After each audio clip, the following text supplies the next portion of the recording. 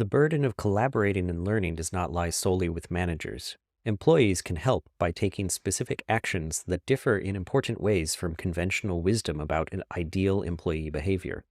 For example, most managers would naturally value an employee who fixes problems she encounters without bothering managers or colleagues.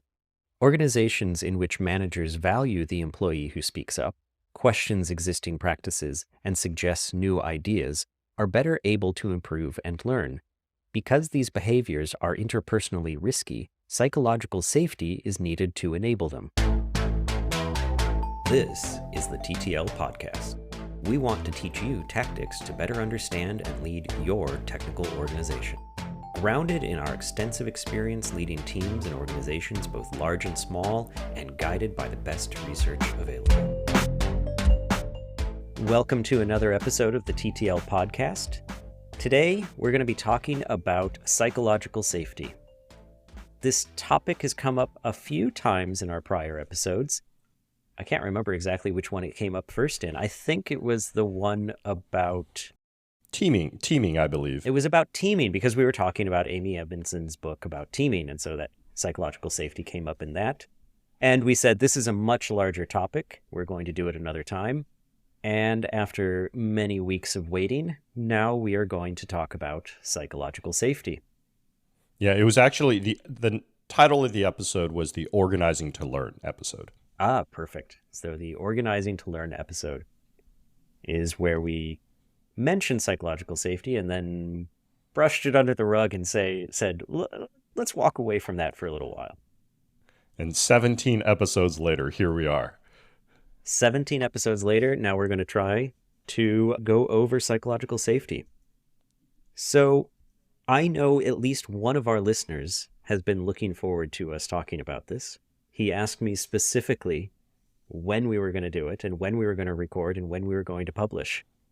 So fun. And the reason is because we had been in a discussion about psychological safety at a client that I'm working at. We went over how it fits in to the work environment. Specifically, we were in a book club talking about the book No Hard Feelings. The episode just before this, my little vacation cast, Mon-Chaio, when you were ill and on jury duty, I mentioned that book. So it was for that book. We were talking about psychological safety, and it was a really interesting discussion. And it gave us, I think, some really good fodder for this discussion.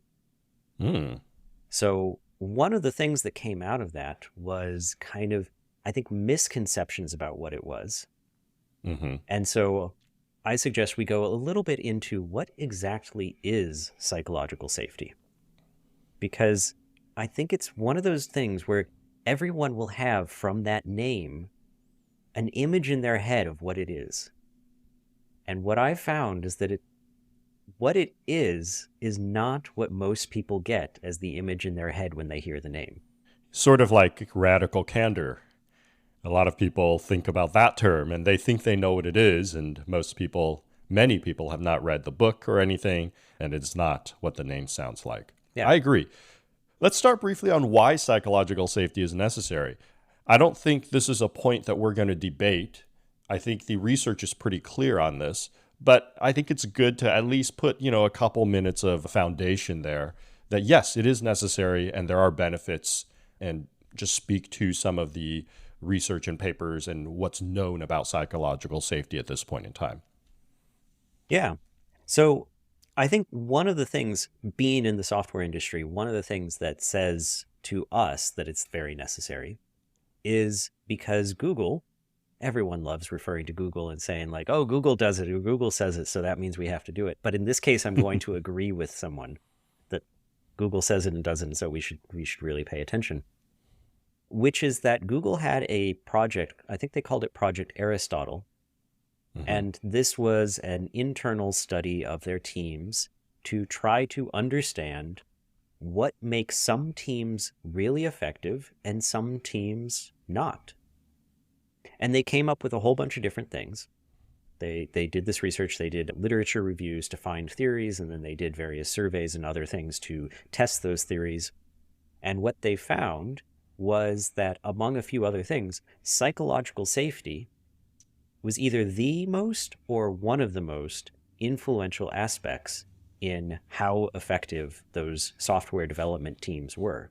So I would say, for me, that is very strong evidence for us and for the kind of work we do that psychological safety is important and is necessary. Agreed. I think I like that because it's not just that Google did it or Google does it. That's why we're supposed to do it. There was some pretty rigorous study around their organization as well as research that they ended up pulling in, which makes it really stick in my mind as some good bit of research and good guidance. I think the other part, as you mentioned, in terms of what we often do, going back again to that third episode around organizing to learn, one of the big things we took out of that is that psychological safety is a precursor to being in a learning mindset or being able to have an organization in a learning mindset. So that's another reason why it's super important. I would say most of our listeners and most of the people that are working, that's not right. It's not most of the people that are working in software. That's a very arrogant way to look at it. I would say most of the people that we're speaking to right now in this segment of the software world are really in learning organizations. And so I do think that psychological safety is important for that. I think we can get into, there's a lot of the world in the US and overseas that are working on very mechanistic types of software where maybe they're not working together with other colleagues, or maybe they have individual specific project contracting type work where they have a boss that's farming out work and saying, hey, you are with this client and you just have to deliver an API for them. And so we're not really talking about those folks because, again, getting back to organizing to learn, building a learning organization probably is not as important for those folks.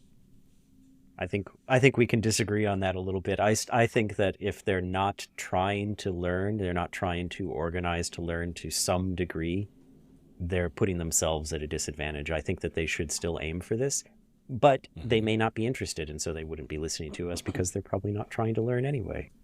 So I would love them to be our listeners. I agree. It would be great if those folks were listeners.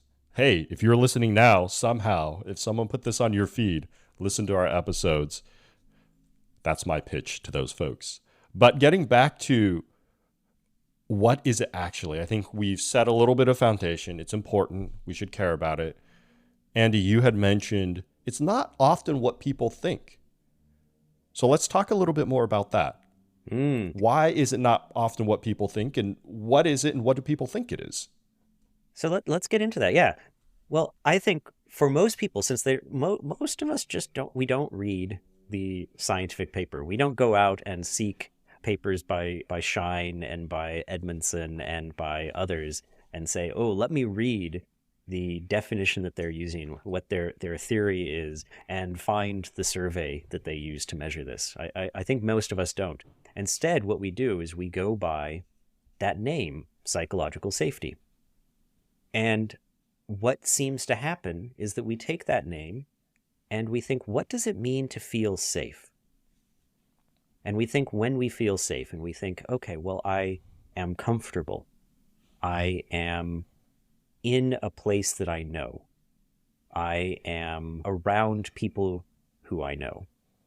So you start taking that safe aspect of psychological safety, and I think you focus on that in terms of other times that you feel safe, and that's what you believe it is. That psychological safety at work, it would then be that you don't get upset, that you feel very supported all of the time, that you aren't concerned. And those are all aspects of it. But I think there's kind of like this warm, fuzzy side that kind of takes over a very clinical aspect, which is, I think, shows up in the psychological side of the name that many of us just kind of set to the side. And so let's get to what is normally the definition anymore of psychological safety, which is it's kind of clinical. It's the willingness for interpersonal risk taking. Mon-Chaio, what does that mean to you? What would you, if you were told, hey, you need to have high willingness for interpersonal risk-taking on your teams? What is that? I think for me, that's being able to put yourself out there, being able to take a risk to your reputation, to your comfort, to a number of different types of things in order to accomplish some goal. Mm-hmm. Yeah. And so it's interesting that you talk about safety, right? Because to me, the ability to take interpersonal risk is this idea that I am comfortable not being safe. Or to put it another way, I am safe to not be safe. I think that is an excellent way to put it. And I think maybe a different way of thinking about it that might be useful is safety harnesses. So Mm-hmm. if window washers on skyscrapers are out there, they clip themselves in, they do all this stuff to be safe. That doesn't mean that it's necessarily comfortable. I mean, they would probably I've never done window washing on a giant skyscraper, but I imagine that they eventually get to a point of comfort where when they feel that harness, they feel safe. But the psychological safety, think of it more of like that harness. And you might then start wondering, okay, where is this? What is this then?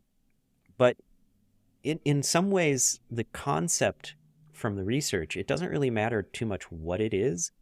It's the Mm-hmm. fact that you are safe for that interpersonal risk taking. Interpersonal risk is putting yourself out there, and possibly being wrong is one big part of it.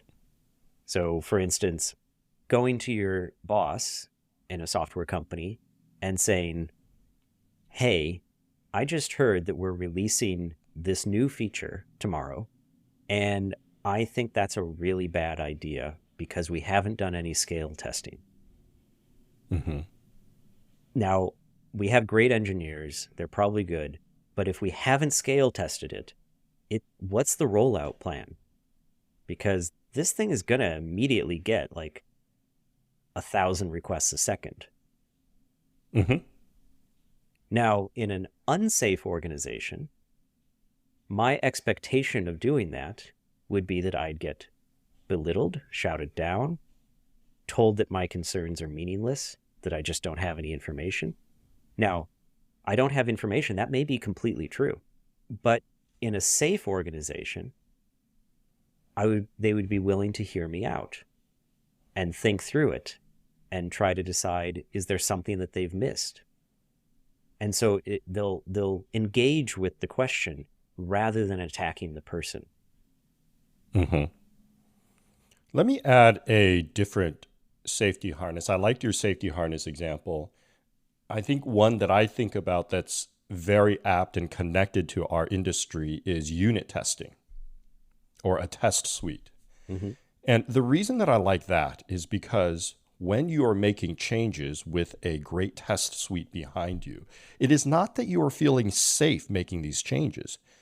You're not certain that these changes are going to work. In fact, oftentimes as an engineer, you are very scared about these changes as you're making them. I'm deleting these 80 lines of code and I'm moving it here, and now I've touched 18 files. I don't know if this is going to work. But why do you feel comfortable taking that risk?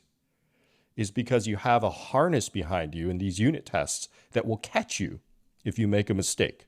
And so I think about psychological safety a lot like that, which is to your point of you're going to your boss to express a concern. You're taking a big risk there. If you're wrong, or if your boss follows your example and you're wrong, you stop shipping, maybe you lose $10 million of revenue. But the fact that psychological safety exists and you feel heard and you feel like, look, there might be some consequences for that, but they're not going to be completely negative or detrimental. And I feel like, I don't know what it would be, Andy. Perhaps you could shed some light on it. I feel supported. So even if my boss is saying, hey, your bonus is cut in half because you made the wrong call, I at least feel supported and part of a community, I think is the big part of that safety harness. Would you agree or would you disagree? I think I'd agree until you said your bonus is getting cut in half because you made that call. I think that's we'll get to that a little later. How do you undermine safety? All right, we could talk more about that later. So, but I think it's really important. What we're saying, it probably sounds a little fuzzy, and that's in a way because it is. The thing about these kinds of concepts is that what we're trying to do with them, what researchers are trying to do with them, is that they're trying to take an idea about how human thought fits together. They're trying to give it a name. They're trying to decompose it into parts. They're trying to give those parts names. And then they're trying to come up with ways to measure if the thing is there or if it's not, and to what extent it's there.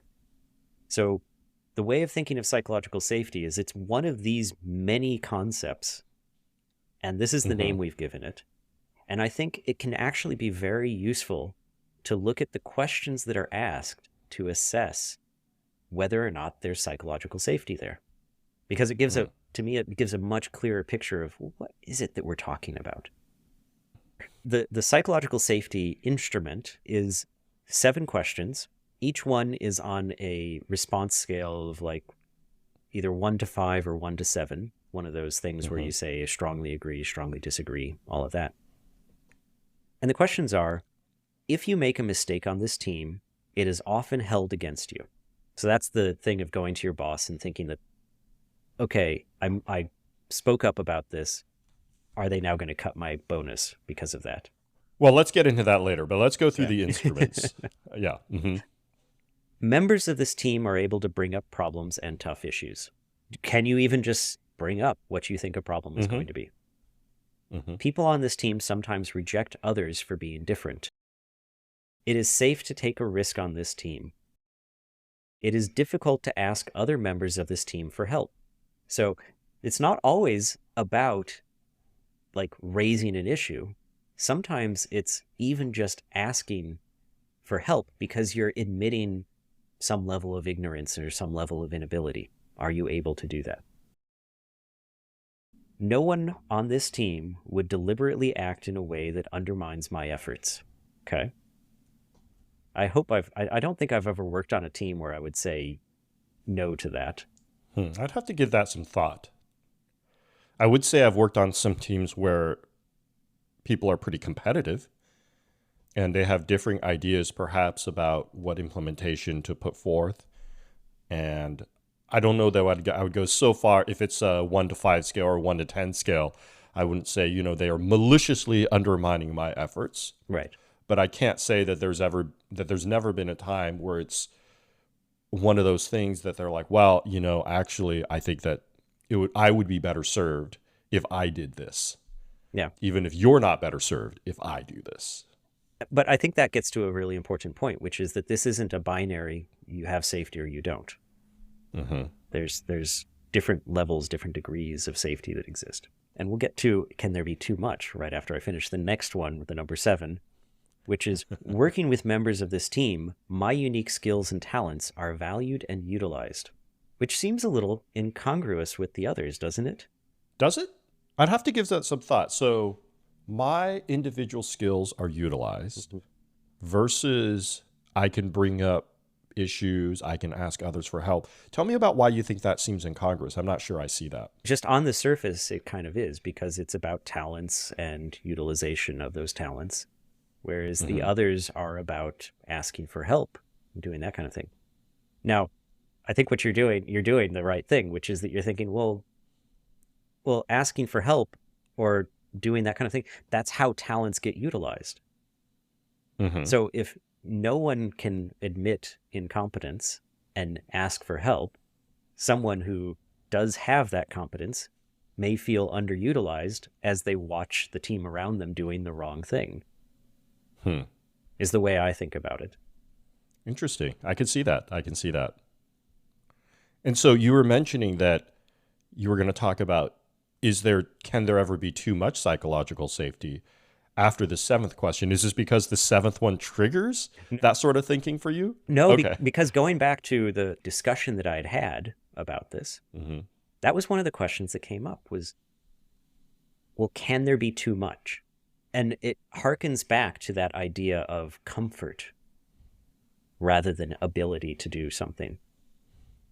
And so this person was coming from the standpoint of, if you're too comfortable, You don't have an incentive to do anything. And so a team Hmm. that has very high psychological safety, their assertion was that they would be ineffective because they don't kind of like have that fire under them.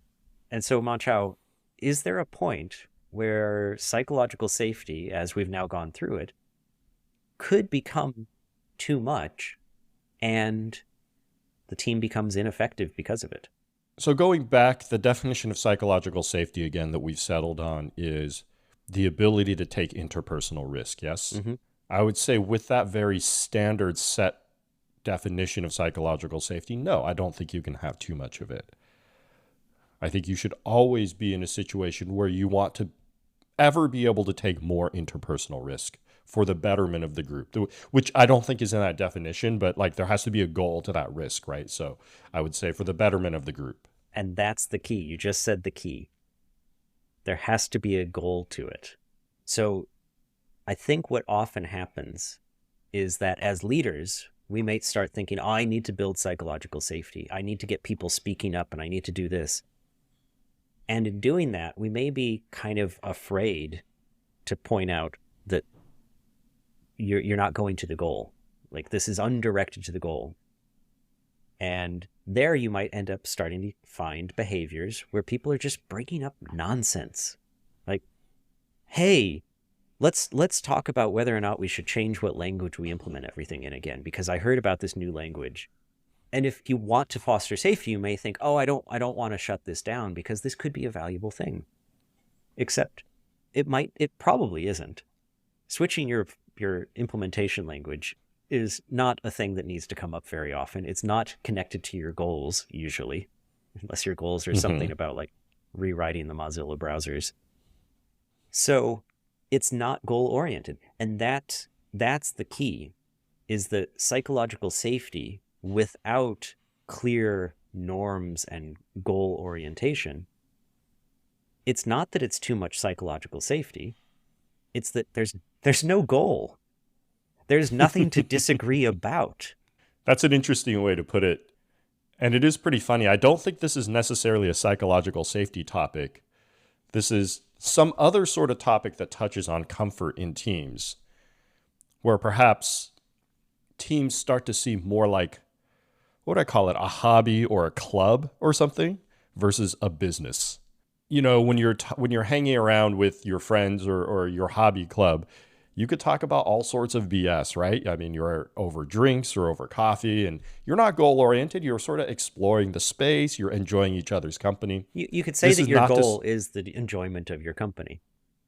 right, and very clearly, this is not to say teams in business organizations should not put together rituals and time to enjoy each other's company. If you listen to our culture episodes, that is super important. And most people actually don't spend enough time doing that. But getting back to this thing, I don't think it's around how we think about psychological safety. I think it's we spend too much time in things like you were saying that aren't goal oriented. And there's another side to this, which means that, so you've got the goal, you've got the psychological safety. It means that sometimes, possibly very often, the result of bringing up the topic will be the rest of the group saying, no, that's not our goal. Hmm. And I have experience with this. I had a team where there was one member who quite often brought up topics and was like, hey, we need to deal with this, we need to do this, we should do this. It was great that he brought that up. And the team quite often, they would debate it a little bit. Sometimes they'd get a little frustrated. They're human. And often the result, I shouldn't say often, but sometimes the result was, no, that's not what we're trying to achieve now. So let's Hmm. put it on the backlog. Just forget about it for now. It'll come up another time. That kind of thing. And the person in question one time brought up to me, he said, oh, there's very low psychological safety. And I said, why is that? What do you mean? He said, well, I bring up these topics and they just shoot me down. And I said, but you bring up the topics. He said, yeah, but they shoot me down and that doesn't feel good. And I was like, but you are bringing them up and you have the debate, right? He said, yeah, but And so it was that idea that your opinion will always change what the group is doing, Mm-hmm. which, once again, it's not psychological safety. It's an important aspect to think about, but I would say just make sure you don't conflate that with psychological safety, that the team will always do what you bring up. Or will always hear you in the manner and timeliness that you wish this topic to be explored, right? Getting back to it, one, again, he was willing to take that interpersonal risk. And maybe he was feeling so safe as to think that's not even the interpersonal risk. That's just what I call it, my prerogative to be able to do this. And they need to be able to listen to me. That's what psychological safety is whenever I speak, I must be heard, to the misunderstandings of what psychological safety is, right? Now, I think there is something in there where he wasn't feeling heard, Mm-hmm. which then does start to tie into psychological safety. If that goes on long enough, he'll start Mm-hmm. feeling unwilling to bring this up. He'll think that his unique talents are not valued, Mm-hmm. that kind of thing. So there is an aspect of these things playing together. On a similar topic, I'd love to explore that first question. I'd like to explore that a little bit because I can ask the question, does psychological safety mean that I have no personal accountability? No, I wouldn't say so. Accountability to me means that when I make a mistake, I'm held accountable for it. Mm-hmm. Another way to state that is that it is held against me, or there is some negative uh, negative result of me making a mistake. At the very least, it's logged in a book. You made a mistake, right? That's It's gone on your accountability. permanent record, young man. That's right. You will never get to Harvard now. I think that's an interesting thing to talk about, because we often have this idea that giving an account or being held accountable is a punishment. Mm-hmm. And I think it becomes a punishment when that account is held against you. Okay. So if simply raising the information of this is what happened is held against you, I think that's a problem. Mm-hmm. But now what can happen, and I think this is what needs to be made very clear when we're getting into kind of the next thing, which is how do you build psychological safety? What can happen is that you can make very clear the distinction between giving the account, raising the issue, and discussing and evaluating the actions and judgment that happened. The account should never be held against you, because that's where you start limiting that flow of information. We should what we haven't gotten to yet, I just realized after probably about half an hour of discussion, is what's this model that psychological safety connects to? We've said, oh, it's important and all of that. It's about making sure that information flows around the team so that they can perform effectively and so that they can learn. Mm-hmm. And so if that having given an account is held against you and you start withholding accounts, what happens is that information doesn't flow around. People can't learn from what happened, and they may make the exact same mistake or error, or not notice that the same failure is about to occur. As much as possible, create a separation between giving the account and being judged for what happened. I agree with that, maybe in a limited way, maybe in most of the way. I do think that you should never punish people for speaking up, or speaking up should never have a negative influence on anything. I absolutely agree with that. Let me bring it back to the example that we touched on toward the beginning of this episode. Let's run through a possible scenario at some places that I've worked, which would be very valid in those places.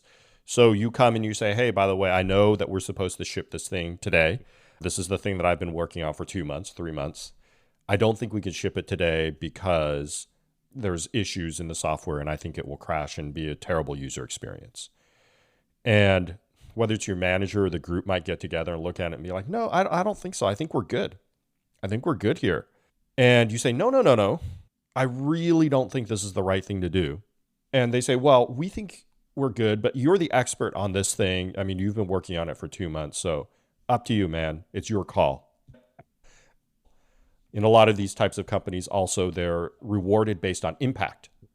And so because they made that call, they delivered less impact or negative impact, their rewards or compensation or bonus or whatever is then abnormally affected.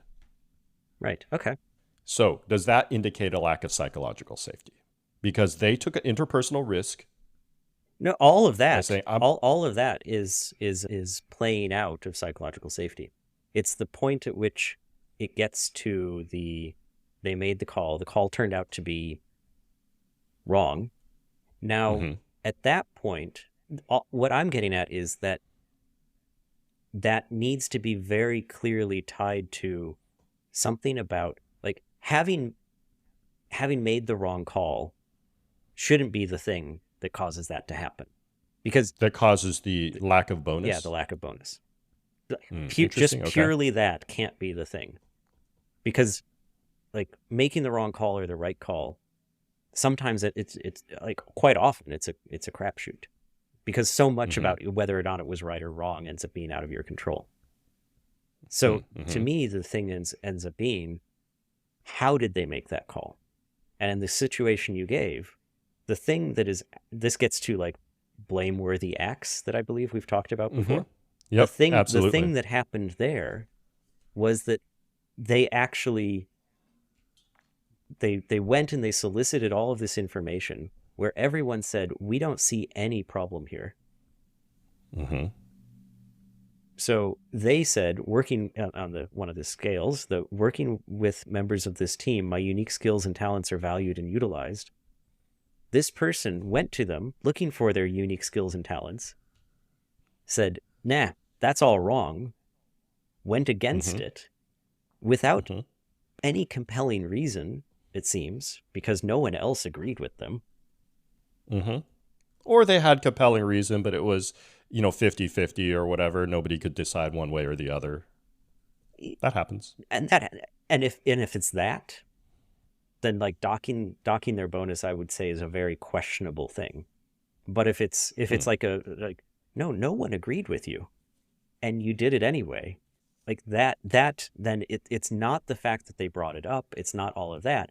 The thing that it is that they showed very poor judgment given all of the information available. Everything they did up until that point, absolutely correct. It's Hmm. what you want to reward, is the way I view it. I am curious about whether people can show great judgment but still have consequences with compensation and rewards. Put a pin in Let's put a that. pin in that, and everyone else remember this and hold us accountable for this. See if we can get the result, or if our judgment was bad. I think we've talked a lot about what is it, the metrics behind it, the questions that are asked.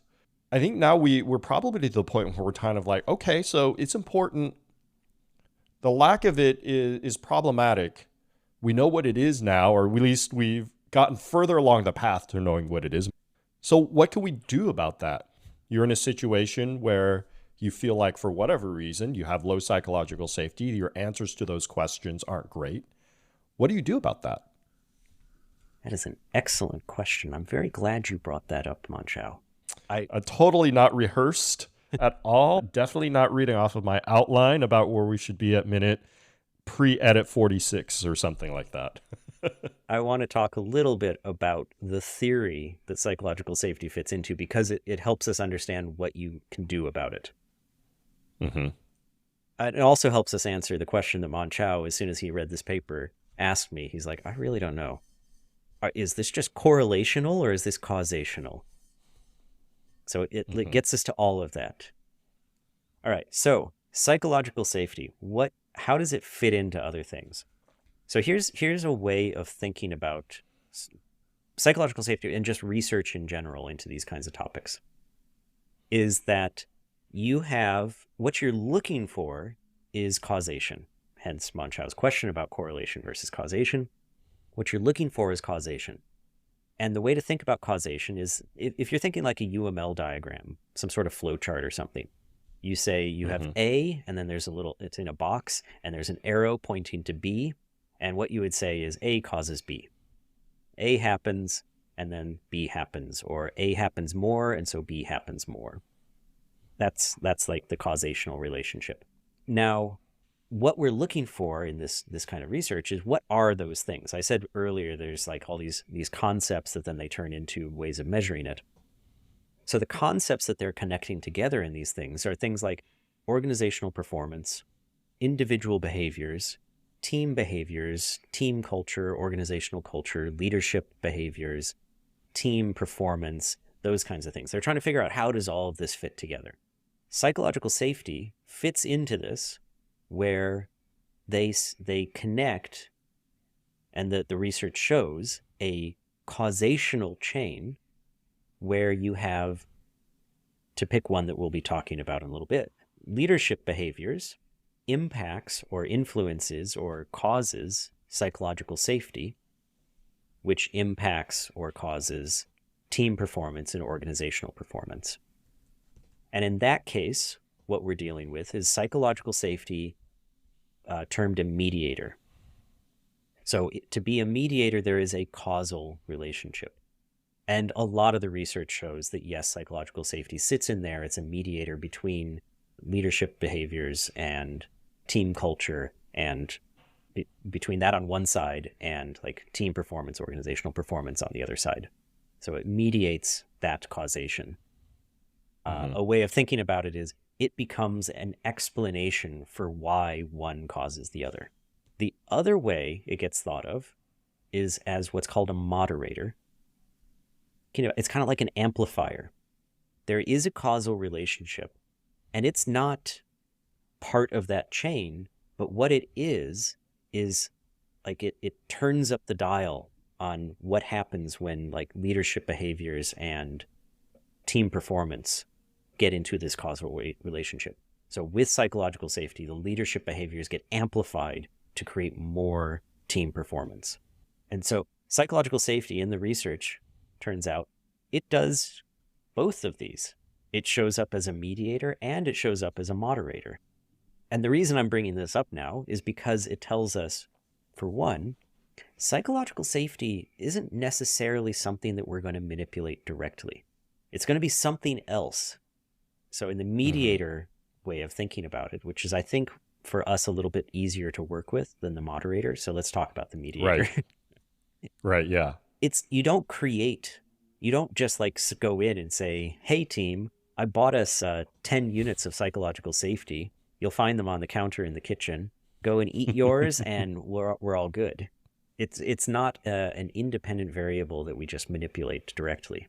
So it's something that is going to be there, caused by other things, which then causes what we want. And so it's those other things that we need to look at when we want to say, hey, let's increase psychological safety. Makes a lot of sense to me. The next question, of course, that comes up is, well, what are those other things? We've touched high level on them: leadership behaviors, cultural, organizational culture, team culture. Are there tactics, right? This is the name of our podcast, Tactics. Are there tactics that we can put out that say, look, although we can't manipulate psychological safety directly, here are some of the things in that causal chain that we should really be working on? There are. And thankfully, going back to Google and everything Google says is gospel, Google created, out of their research, kind of a training program for themselves, but they also, I think they released it. Some of it's leaked, some of it's released, have made it available. And so they have, for instance, and we'll put a link to this if I can find the link again. I have the PDF. Pretty sure I'll be able to find the link again. A PDF describing how to foster psychological safety on your teams. This is directed towards leaders and managers about what to do. Now, some of the things, I have to admit, to me sound a little trite, but I'll admit I think they all make sense. And they some of them are just really simple. Be present and focus on the conversation. That seems pretty straightforward. What'd you say? Or maybe it's not. Ask questions with the intention of learning from your teammates. Now, That one sounds simple. Well, getting to other podcasts we should do. That's another one. How to ask a good question, or what are good Mm-hmm. questions. Recap what's been said to confirm mutual understanding and alignment. Then acknowledge areas of agreement, disagreement, and be open to questions within the group. So these are all behaviors that as a leader you can take to foster psychological safety. And I think from those three that I've read out so far, you can kind of see they all have a theme of Mm-hmm. elicit others talking and acknowledge what they've said. Mm-hmm.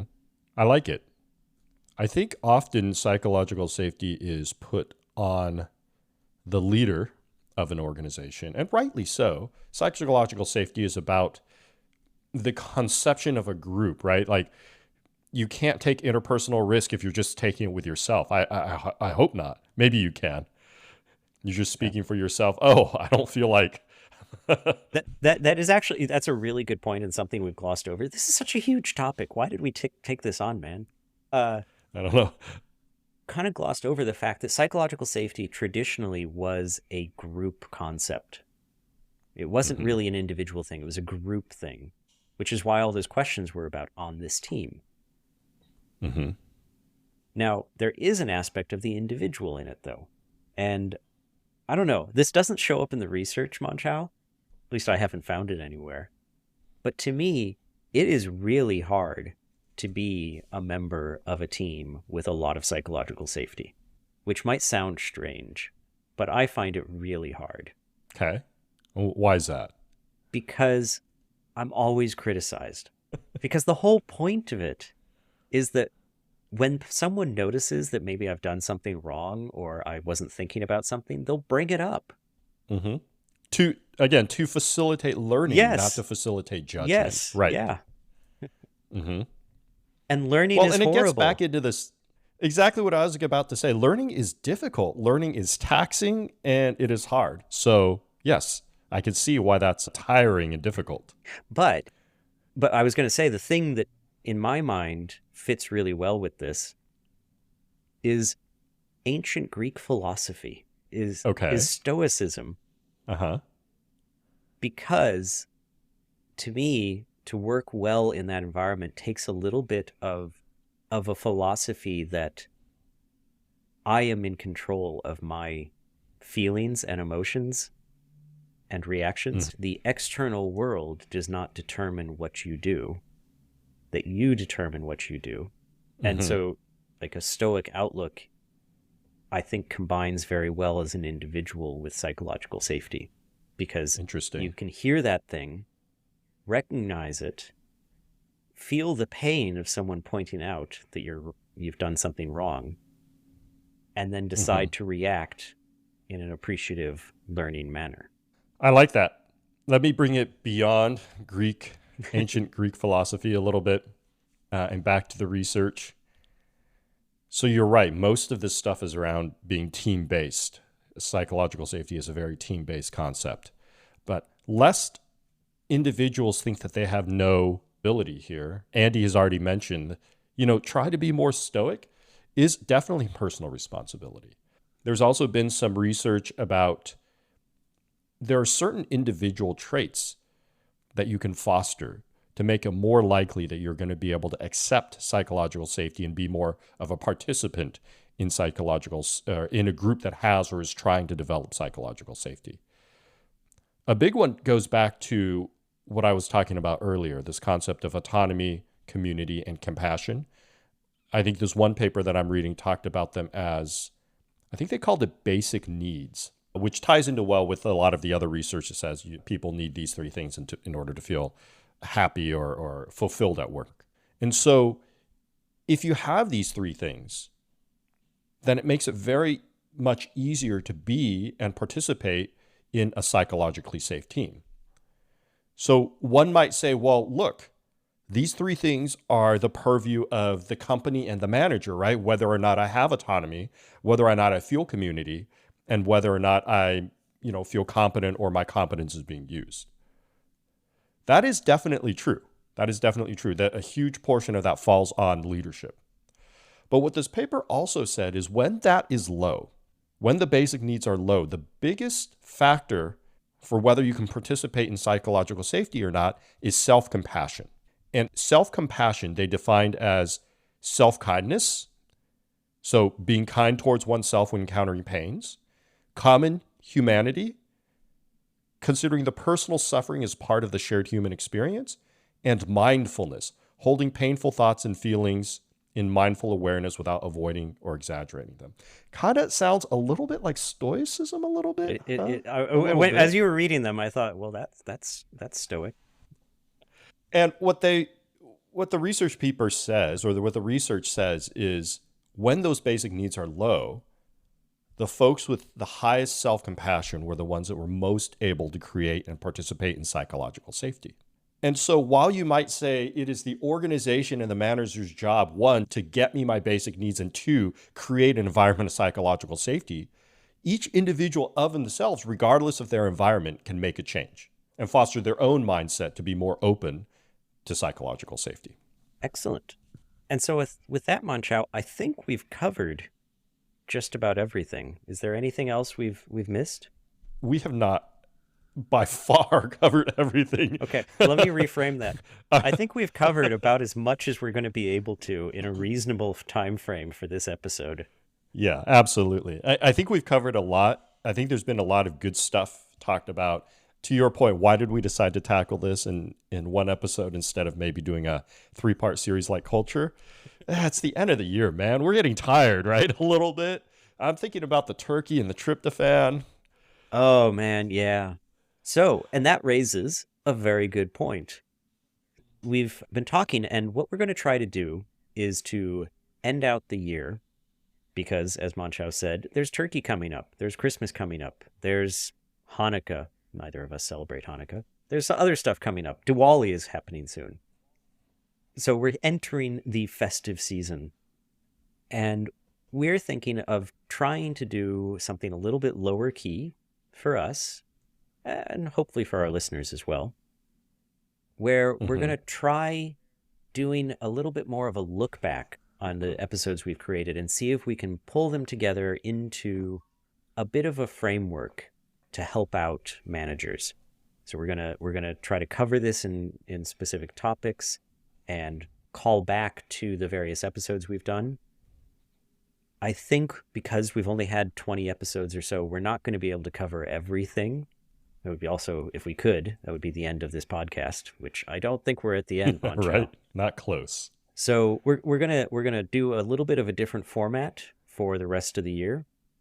And then when we get back into the new year, we're going to go full on back into these like deep dives into papers and debates and telling old stories of working on software and at midnight after getting back from the bar and then shipping out new cache code that magically worked and I never looked at again for several years.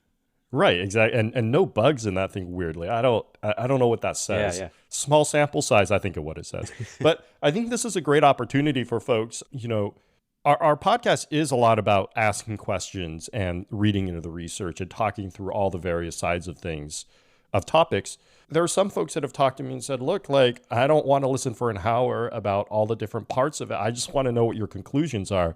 What are your tactics for me? What should I be doing?" And I think these episodes are going to be a little bit more focused on that. They're going to be a little bit shorter. We haven't decided whether we're going to continue the weekly releases or maybe move to every other week. That's TBD. The British have a perfect word for that. Fortnightly. Fortnightly. And the funny thing is I use it and have for about a year or two because bi-weekly is one of my least favorite words of all time. It is one of the most confusing words of all time. So whether it's weekly or fortnightly, we haven't quite decided yet, but they definitely are going to be shorter. They're going to touch back on more of the specific tactics and salient points of our other episodes. So they're kind of, like Andy said, going to be a digest. And really what we want to focus on is if you're a leader of a technical organization, how do you go about building the best ones? And if you have topics that when we pick up full episodes again in the new year, if you have topics that you want us to talk about, if you have situations that you are in that you want us to analyze, send it through hosts@thesafetypodcast.com. thettlpodcast.com, HOSTS at thettlpodcast.com, and we want to hear them. Until next time, be kind and stay curious.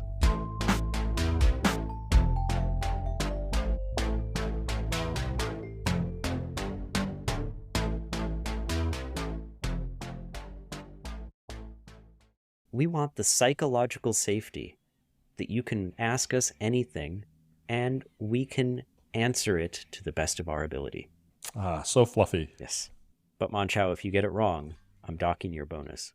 I make so much money on this podcast. Yeah, that's terrible.